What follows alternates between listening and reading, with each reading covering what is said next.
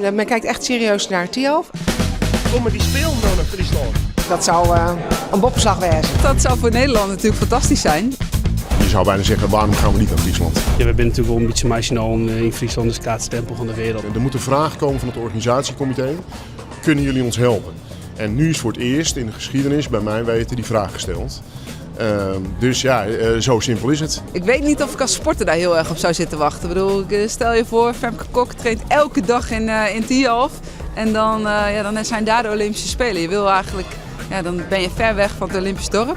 Dus ik sta er een beetje dubbel in. Ja, je praat dan maar de meesten. Wat verneem je? Dat het badschip wel hoe komt?